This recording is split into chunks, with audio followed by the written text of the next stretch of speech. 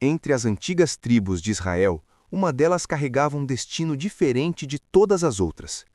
Seu nome era Dan, uma tribo marcada por palavras proféticas desde o início. Uma profecia antiga descreveu essa tribo de forma inesperada e inquietante. Segundo a antiga bênção, Dan seria como uma serpente escondida no caminho, uma imagem estranha para uma tribo de Israel, sugerindo estratégia, surpresa e julgamento. Quando Israel finalmente entrou em Canaã, cada tribo recebeu sua própria terra. Mas o território destinado a Dan não era seguro nem estável. Cercados por povos poderosos, os danitas enfrentaram pressão constante. E então a tribo tomou uma decisão incomum que mudaria sua história. Em vez de permanecer onde estavam, decidiram partir em busca de uma nova terra.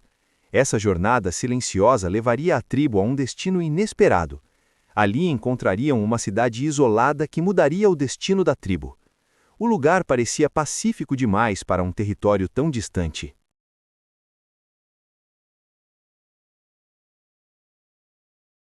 Os exploradores de Dan observavam em silêncio a cidade que repousava no vale. A cidade era conhecida como Laís, um lugar distante das ropas de guerra. Seus habitantes viviam em segurança, sem imaginar o que se aproximava. Para os guerreiros danitas, aquele isolamento parecia uma oportunidade rara. Logo, a notícia retornaria ao restante da tribo, e então centenas de guerreiros partiram rumo ao norte. A pequena cidade de Laís não estava preparada para o que viria. Em pouco tempo, o silêncio do vale seria quebrado pela guerra. O ataque foi rápido e decisivo. Quando tudo terminou, a cidade já não era mais Laís. A tribo deu ao lugar um novo nome. A partir daquele momento, o extremo norte de Israel passaria a carregar o nome de Dan. Após anos de domínio no norte, a tribo de Dan começou a enfrentar ameaças internas e externas. Inimigos ao redor cercavam suas cidades e alianças frágeis começaram a se romper. A traição começou entre os próprios líderes, minando a confiança da tribo. Sem união, a defesa se tornou frágil diante dos ataques coordenados. Cidade após cidade caiu e o território danita começou a se fragmentar. Muitos foram exilados, espalhando a tribo pelo norte e além. O legado de Dan não desapareceu, mas se tornou fragmentado e isolado.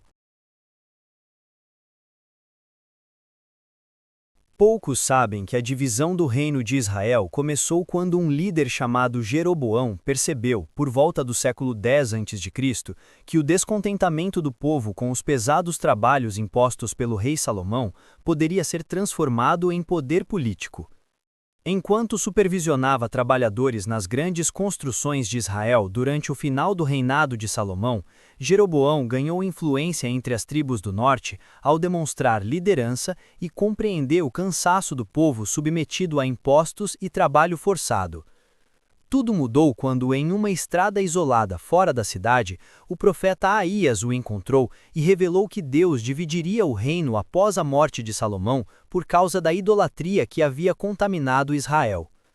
Naquele encontro decisivo, o profeta rasgou sua própria capa em 12 pedaços e entregou 10 deles a Jeroboão, explicando que aquelas partes representavam as 10 tribos que se tornariam o novo reino do norte. Naquele momento, Jeroboão percebeu que não precisava esperar pelo destino, pois a profecia indicava que ele poderia governar um novo reino se soubesse agir no tempo certo. Quando Salomão descobriu que Jeroboão poderia se tornar rival ao trono, o futuro rei do norte fugiu para o Egito, onde viveu em exílio por anos aguardando a morte do poderoso monarca.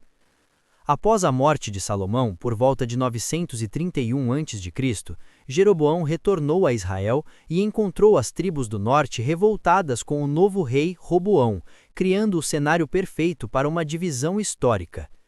Aproveitando a insatisfação popular com impostos e trabalhos pesados, Jeroboão liderou a revolta das tribos do norte e estabeleceu o reino de Israel separado do reino de Judá.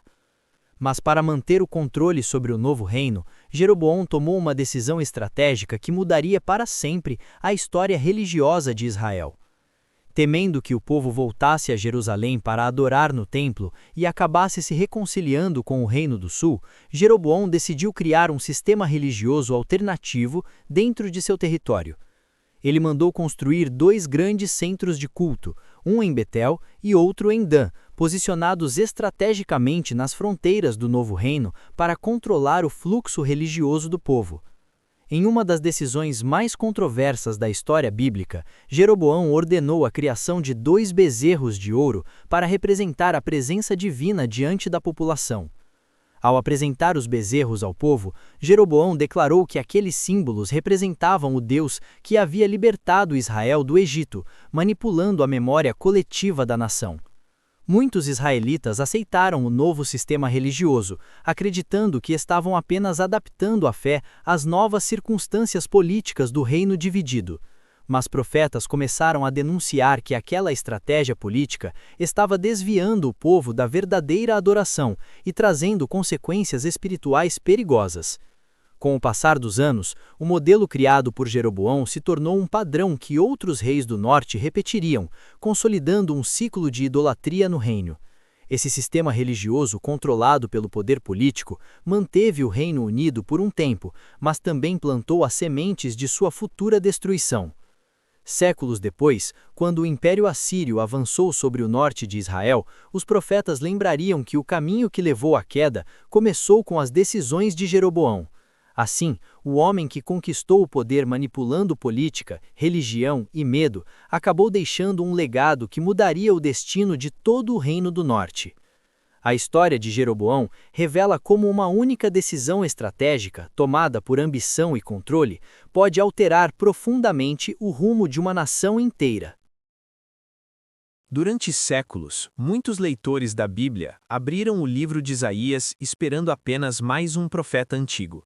E no começo parece apenas isso, um homem falando para um povo em crise.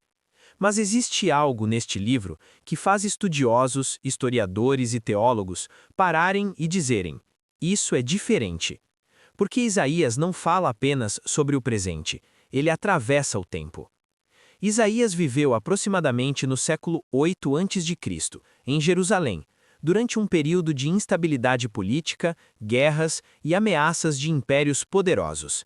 E enquanto reis tentavam salvar o reino com alianças militares, Isaías anunciava algo inesperado, que o verdadeiro problema de Israel não era político, mas espiritual.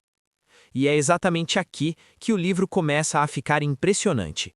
Porque Isaías não apenas critica os erros do seu tempo, ele descreve eventos que ainda estavam muito longe de acontecer.